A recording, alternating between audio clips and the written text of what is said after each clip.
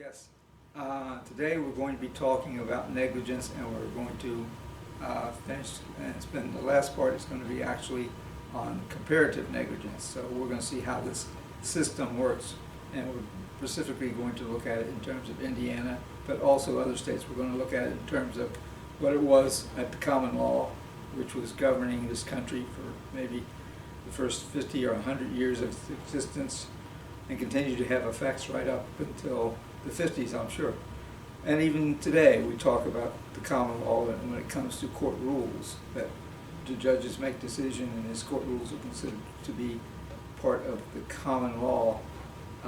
They can be overridden by a statute if there is a statute. So that's a different story. So what we need to talk about is negligence. And so what negligence is it's carelessness, obviously, but there are four elements that need to be established for negligence. Duty is the first element. That's going to be found in customary things that people did. So it's customary for people to pick up their tools when they worked around the house and not leave them laying out on the sidewalk or in the yard where people might trip over them.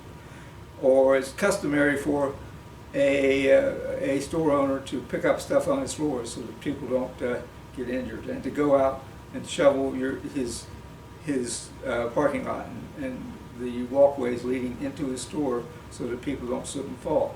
That's kind of customary, and sometimes these things may also be subject to statute, so the states might put them as a statutory duty. So you find a lot of statutory duties, say in traffic rules.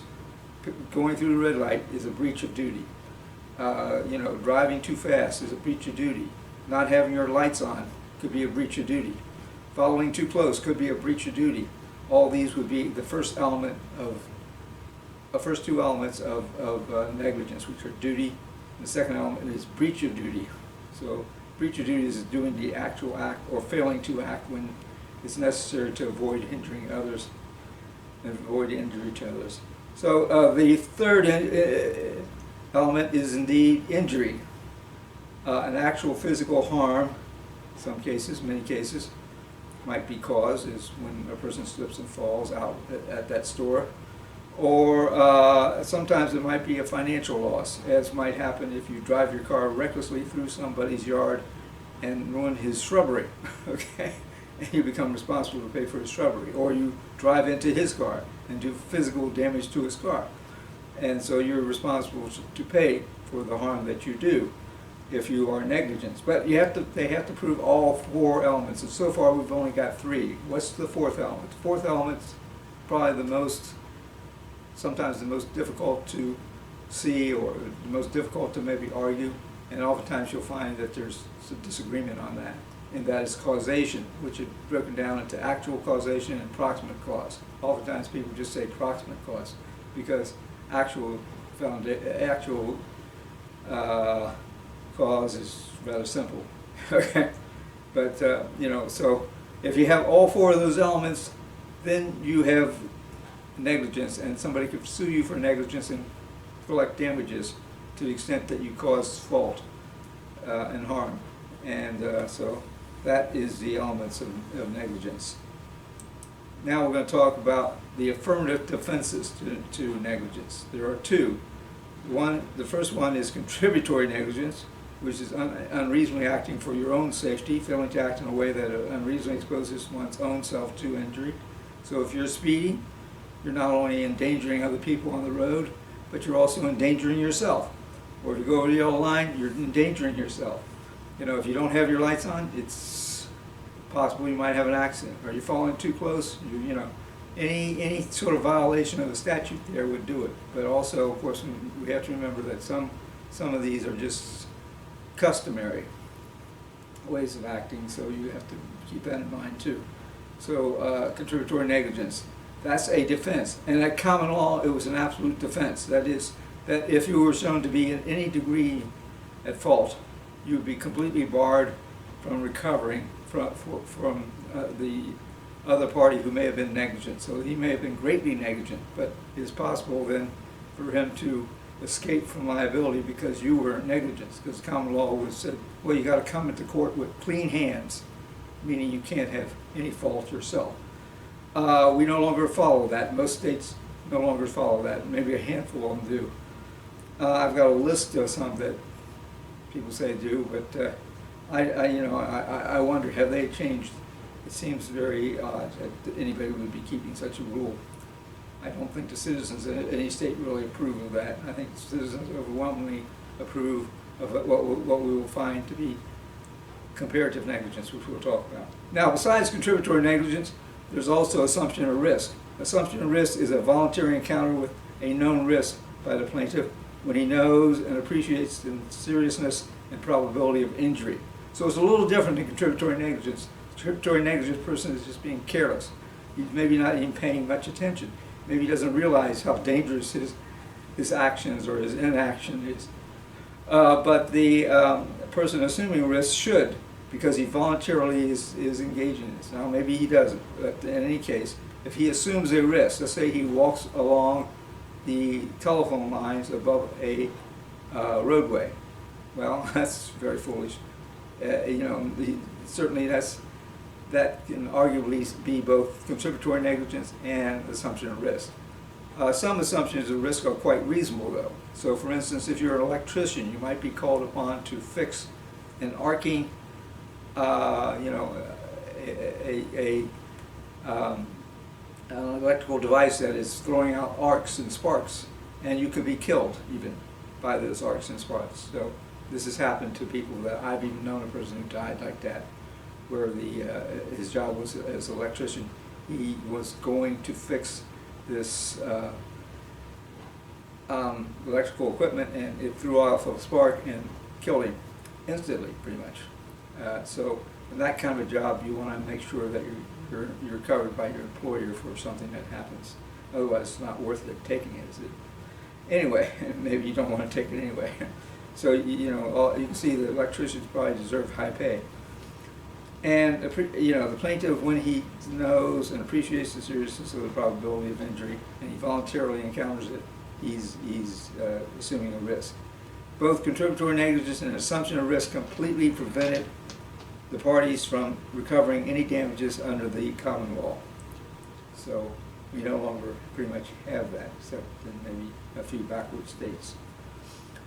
Indiana is not one of them. I don't think none of them are around us. Okay. Causation. Now, like I said, causation is a critical issue.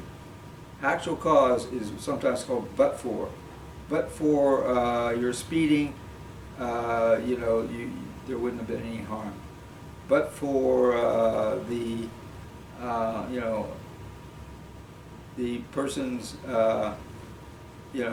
who was following too close, there wouldn't have been any harm. So, but for causation is that. So I said that's pretty simple to see usually, and that's not usually going to be so controversial. What is controversial is what's called proximate cause. So causation, it has to be foreseeable that the kind of injury that was caused was something that the party who engaged in the activity or failed to do something he should, which was a breach of duty. The person who breached his duty should have been able to foresee that something bad might happen if he didn't follow the law, if he didn't drive according to speed limit, if he didn't take in that rake they left out on a sidewalk. Somebody might come along and hurt themselves. So that's it. So foreseeability is the key to proximate cause. And we're going to be looking at a case called Palsgraf case, famous case, and it's a rather controversial case. We'll get into that in a minute. Okay, so foreseeability is the most important element in establishing negligence. If you think about it, from what I said, I've got in here in the PowerPoints a Venn diagram of contributory negligence, assumption, and risk. They overlap. Contributory negligence is always unreasonable behavior. On the other hand, sometimes the assumption of risk may be seen as being reasonable behavior. So there was a case in Kentucky, Redden versus Parker, where a man stopped to help a woman who was changing her car. So he saw this little girl, really, young little girl who's not very, maybe 120 pounds, struggling with getting the tire out of the trunk and and she's going to have to put this tire on her on her car. And he felt sorry for her, so he stopped. Good Samaritan, right? He stopped down below her where he pulled his truck off the road. However, she had stopped at a place where she couldn't fully get her car off the road, so she was partially on the road. There wasn't much of a shoulder. That was because she was parked along a mountainside. So on one side there's a hill that goes down, on the other side there's a hill that goes up, and there's not much room along the side of the road there to pull off your vehicle. So he goes up the road and starts to change her tire. And as he's doing it, we'll call him Speedy. Speedy comes ripping around the curve on the hill, and Too Late sees him. He's, as his name implies, he's speeding. You know, he's going 50 in a 35 zone, and he can't change lanes because there's somebody coming up the lanes, and it's slippery because it's raining and wet, and so it's very bad conditions. And he should have known to slow down, because the Good Samaritan, Sam, had sent the lady up the road with a flashlight and put out flares to warn people to beware of something got down below. But he was oblivious to anything like that, and so he hits Sam. Sam sues him, and the district court judge in Kentucky decided that Sam had acted contributory negligent, had assumed a risk. Actually, he just said assumed a risk, or maybe he did say it's contributory negligence, because it can't overlap. But anyway, he gave summary judgment for Speedy and let Speedy off.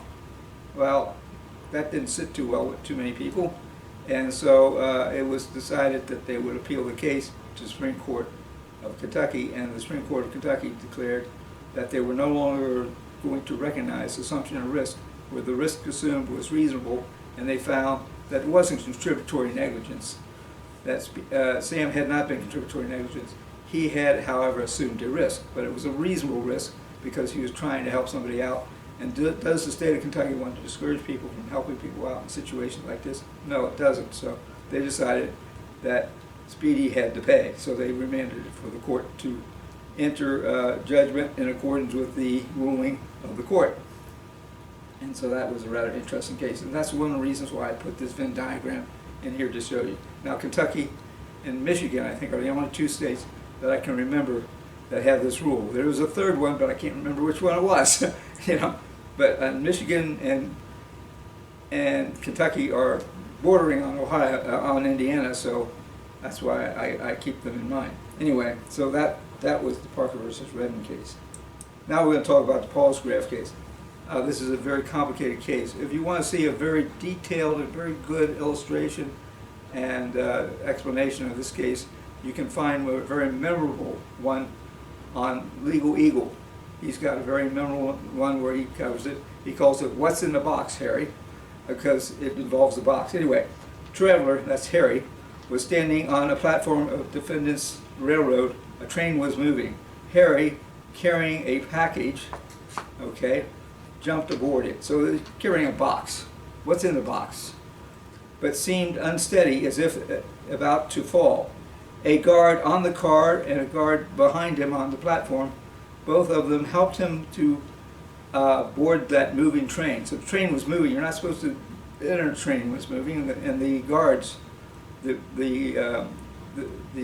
porter and the other people on the railroad shouldn't be helping a person on at that point.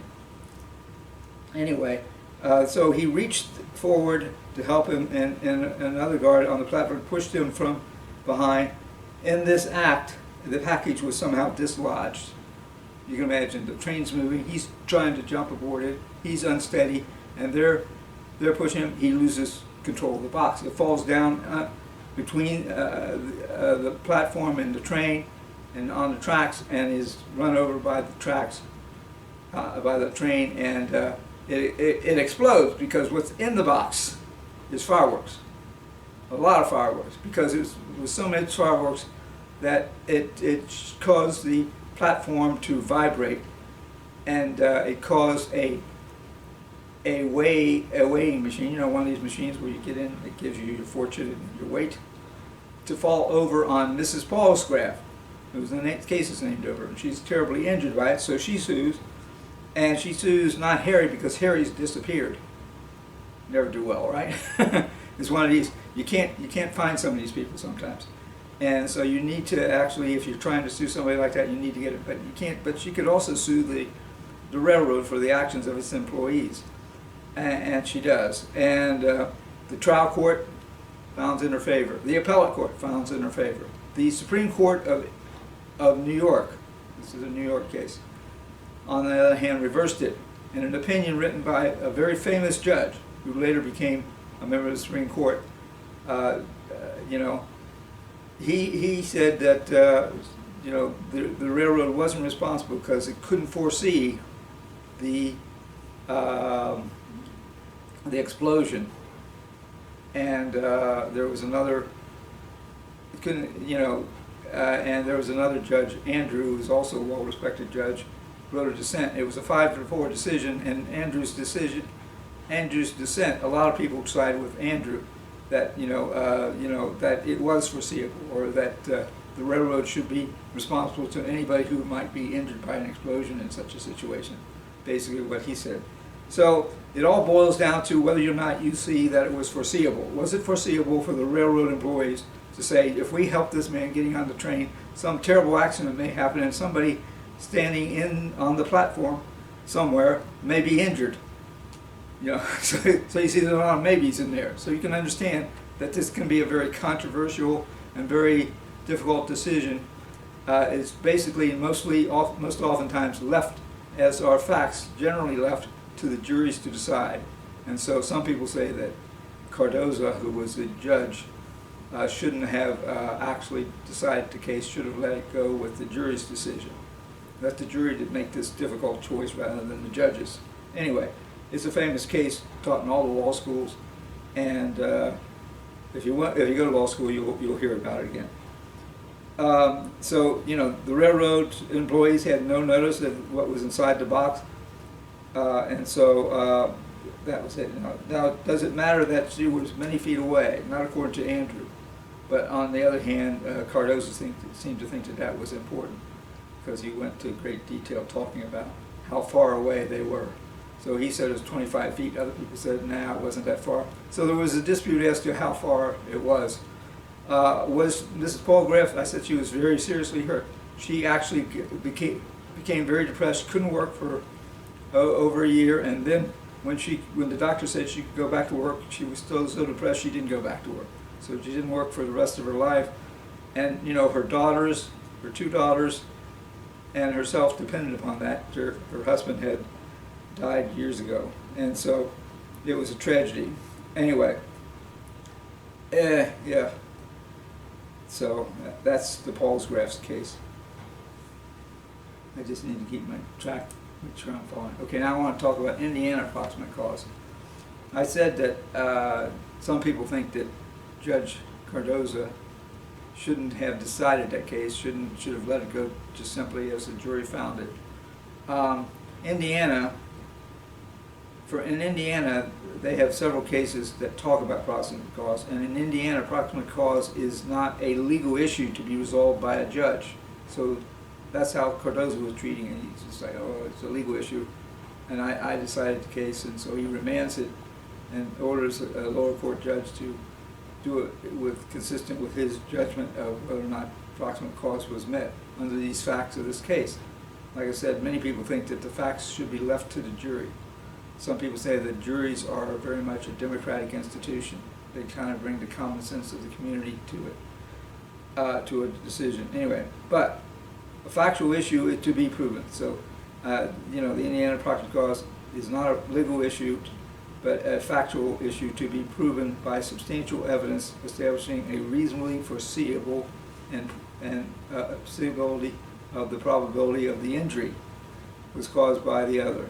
Unlike the Palgraf decision, the jury's determination settles the issue in most of our states. So, for the most part, Cardoza's opinion is not followed by most states. Majority rule is actually more consistent with Andrew's decision. Okay, now we're going to talk about comparative negligence. Comparative negligence first arose in this country in negligence cases in California. Now, actually, there was a comparative negligence rule in admiralty law for ships gliding at sea, but that's beside the point, isn't it? But in negligence on the land, we didn't have that. We had the old common law rule, which barred a person who was to any degree of fault, small degree of fault. If he was 1% at fault, he would be barred from recovery. If the jury said he was at fault, that was it. The plaintiff's damages are reduced. In California, the plaintiff's damages are reduced by the degree of his own fault. Okay? And so if he's 50% at fault, he's reduced 50%. If he's 90% at fault, he's reduced 90%. If he's 10% at fault, he's reduced 10%. If he's 1% at fault, he's reduced 1%, right? So he had some fault, okay, we're going to reduce it according to what the jury determines is his degree of fault. Now, how does the jury come up with these degree of fault? It's simply a matter of subjective judgment. And therefore, people could disagree on it, but the jury has to settle on something. And they managed to do it. Defendant has to pay the degree he approximately caused the injury. A majority of states have adopted this kind of comparative negligence, but not all states follow it, as we'll see. If the state has retained joint and several liability, then defendants may have to pay more than their degree of fault. In other words, let's say that you are in a case and you and another guy injure a person, and the jury determines that all of the litigants, both the plaintiff who's suing for damages and the two defendants who are being sued for damages, they're all equally at fault. What does that mean? Well, they're each 1/3 at fault. Therefore, under the comparative negligence rule, the defendant is entitled to collect 1/3 from each of them. Let's say that one of the two defendants cannot pay anything. Under the joint and several liability law, that his loss would be shifted to the other one, and he would then have to pay. So that's the joint and several liability. This would result in the one defendant who's only 1/3 at fault paying 2/3, right? And so this is a very controversial thing for the person who actually very much resented thing, but the person is winding up having to pay for the other person. Now, if indeed he pays for the other person, he can then collect from the other person should that other person ever have money. So you follow around the rest of his life and see if he ever wins the lottery, right? Or gets a job, so that he has some money. So, that's what it is. So, so there's a chance he could get his money back if, in fact, the other side somehow acquired money. If the state, and if you get a job, if he gets a job, and you might be able to garnish his wages. Of course, that's just a limited amount you can get by garnishing. There are federal laws on how much you can garnish from a worker. If the state, and most states have retained joint and several liability, you find this being an issue in accounting cases, where an accounting firm actually makes a mistake and negligently fails to point out the deficits or the deficiencies in the client's things, and it goes uncorrected, and the client is sued, and then the accountant is also sued, and it's determined that most of the fault lay with the accountants who work for the firm, and not with the accountants who work for the accounting firm that were doing the audit. So the auditors are only 5% at fault, but they oftentimes wind up having to pay most of the damages, because after all, usually in these cases, they usually come to light when a firm goes bankrupt and can't redeem its shares, and and the shareholders and maybe even bondholders have lost money. Maybe banks have lost money.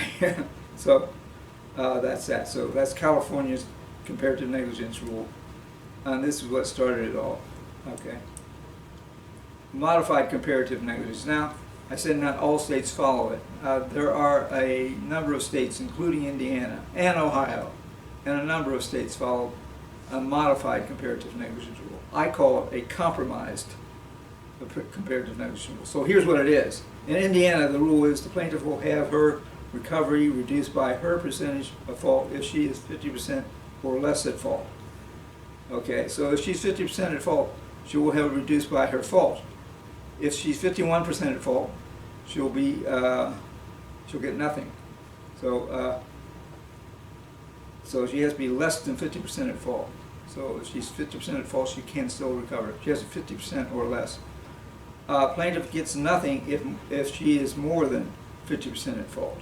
Okay, so she's more than 50% at fault, she can get nothing. Okay, and so it's like going back to the old common law rule then, right? So you got the common law rule where you get nothing, but that doesn't apply if you're 50% or less at fault in Indiana. You'll be able to get a 50% recovery from the at-fault defendants. There may be more than one, right? Maybe you got two people who are 25% at fault. And you'll be able to recover from them. Now, Ohio, I also said, has modified comparative negligence. But it's a little bit different. And Ohio, the plaintiff will have his recovery reduced by his percentage of fault. If he is less than 50% at fault, he will get nothing. If he is 50% or more at fault, he will be completely denied recovery. So here, if he's 50% at fault, he'll be denied recovery in Ohio. So, and the truth is that these percentages of fault, or like as I said before, are largely simply a subjective judgment of the jurors.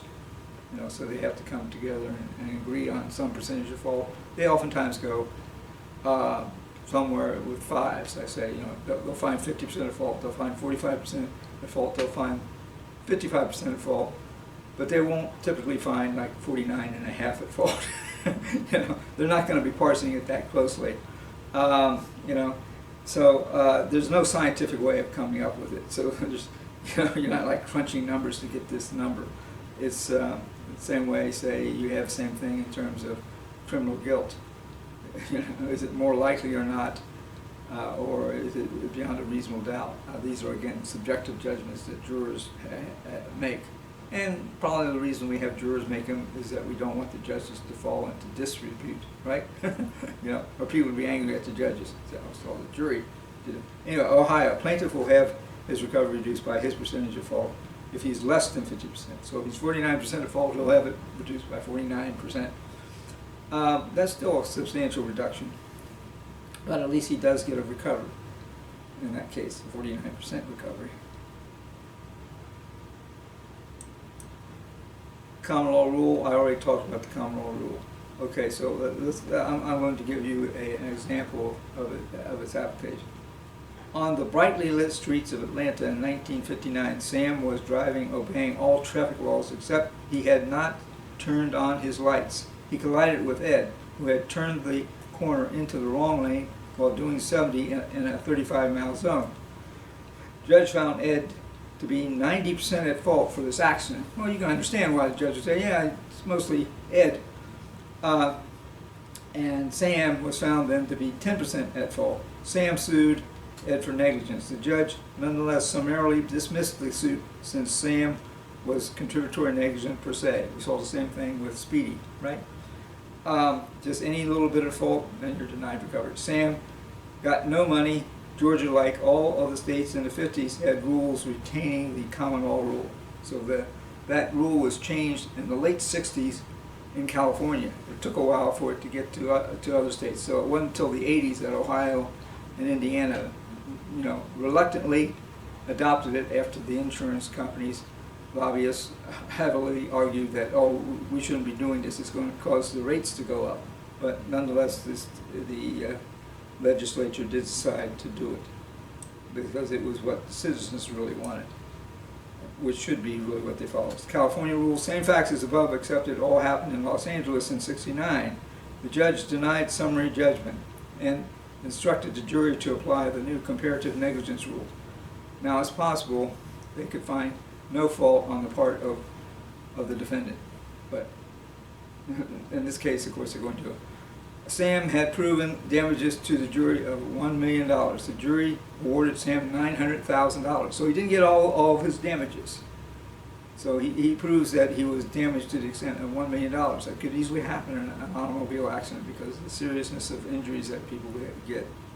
And, you know, people were left paraplegic and have a miserable life after that. And, you know, pain and suffering is your damages that you get in these cases.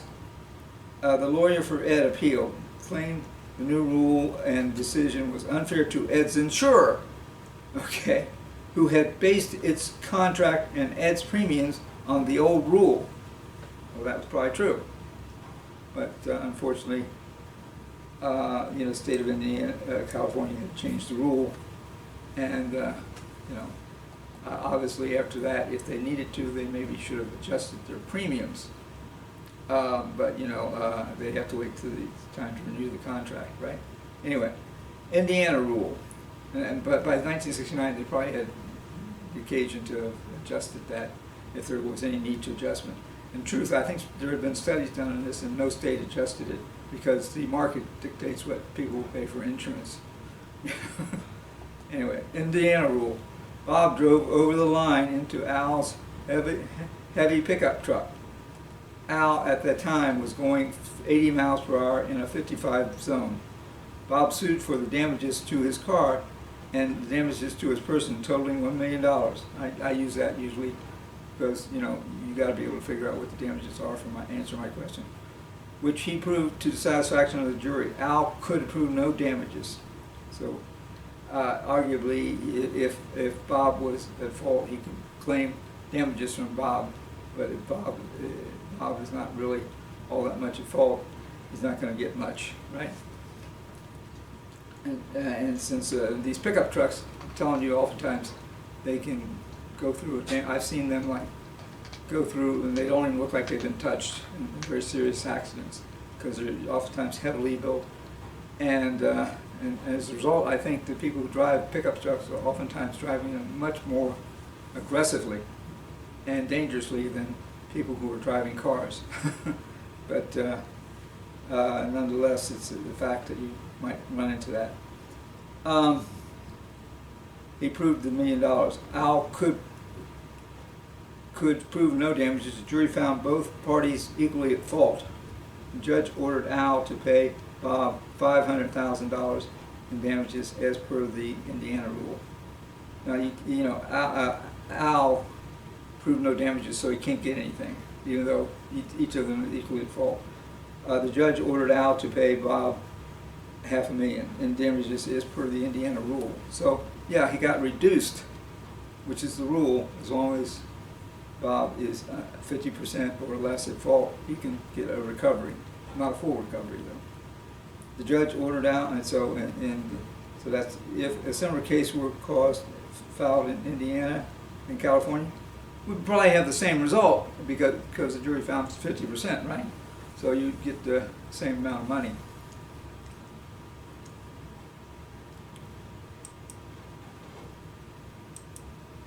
Ohio rule. Same facts as above, but the Ohio court, after the jury found them both equally at fault, discharged the case. Neither party was liable to the other under the Ohio rule, right? Because they're both at fault, and they're both equally at fault, and so that's that. So Al, you know, Bob could get nothing, and Al doesn't have to pay anything.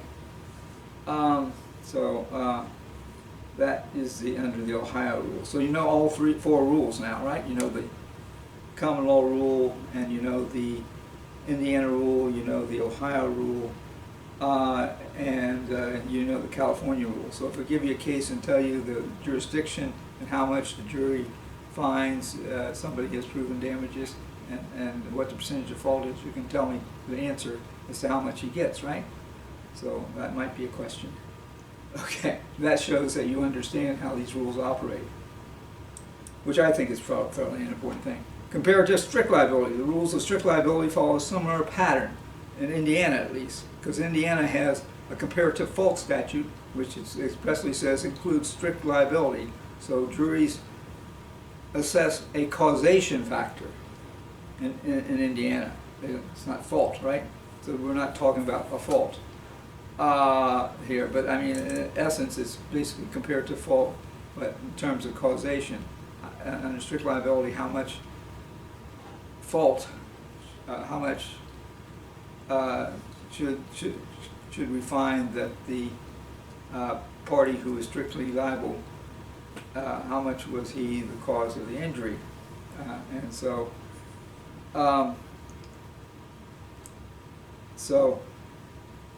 except that strict liability is imposed not as a matter of fault, but as an assignment of money damage associated with engaging in the activities, you know, and causing the accident to whatever extent. Such an ultra-hazardous activity, sale of unreasonably dangerous products, or keeping a dangerous animal, all these can result in strict liability. Okay, but you have the same rule. Anyway, these will be explained more fully in later lectures.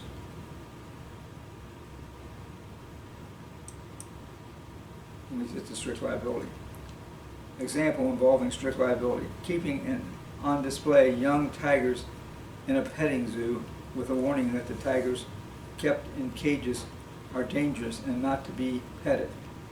If nonetheless pest customers are injured by the tigers somehow, how's that happen? Did somebody leave a gate open, or did somebody you know, invade the tiger's cage and they shouldn't have been? You know, if they invaded the tiger's cage, they might be contributory negligent, right? And so, you know, but on the other hand, if an employee of the petting zoo had left the cage to the tiger open, or you know, there was a hole in the cage somewhere where somebody could reach in and try to pet the tiger, which you know you weren't supposed to be doing. There was a sign saying not to do that. Can they be held liable despite the warning? Yes, they can be.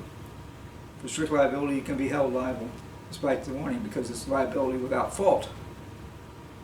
So the cage is, and despite claims of contributory negligence or assumption of risk by the zoo's customers, these defenses may be considered in some states as provided by the statute, and thus reducing plaintiff's damages. So juries in Indiana can reduce your damages if you were found to have done something that was unreasonably dangerous. If you were found to have, you know, assumed a risk, as invading the tiger's cage would be assuming a risk, or reaching through the wires, and you should have known that because, you know, there was a sign on the cage. Now, if you're a little child, you can see in the case of a little child, that maybe is not going to be much of a factor, and the child's likely to get 100% because he's not found to know or appreciate the dangers. So we talked about with strict liability, and you have to know and appreciate the dangers. And so damages can be then reduced in those cases.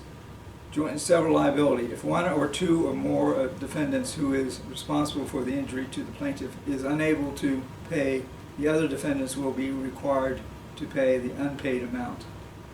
Defendants who pay can try to collect from the non-paying defendant. Rationale: better that the loss fall on a responsible defendant than on an innocent victim. So basically, this rule was developed in cases where there was no fault attributable to the plaintiff, the injured party who's suing. You know, and so basically he's suing two defendants. A classic case would be two men are firing their guns into a wooded area of a park. You're not supposed to be firing in the park, so that's negligence per se, right? And sure enough, they hit, one of the bullets passes through the body of somebody, and the person is taken to the hospital and treated, doesn't die, but sues the people who were firing guns because they were caught. Okay, somebody saw what they were doing and heard the man scream and realized that they had shot a man, and you know, and called the ranger over, who arrested him, arrested both of them because they didn't know which one had shot him, and they were not able to recover the bullet, so they weren't able to trace from which gun it came, and so you know, one of them isn't going to have to pay. The judge ordered both of them to pay completely. Now, let's say that in fact one of them was determined to be the one who was at fault. Then he would have to pay and not the other one. But here with joint and several liability, you might have a situation where there are two drivers. One of them is speeding, and another party is, and it hits the guy from the front, and another party is falling too close, and he hits him from the back. So they're both at fault. And one of them can't pay. Well, the other one has to pay the other one's share under joint and several liability, rather than saying, oh, we're going to let the loss fall on the innocent driver, who was really the victim of the two parties, who were, you know, not obeying the safety laws that we have. That's what these laws are. Let's finish up here. So that's it for tonight. I've included in the PowerPoint some true-false questions. You can look at those. That might help you see what questions on the exam might look like. But that's it for tonight. Thank you.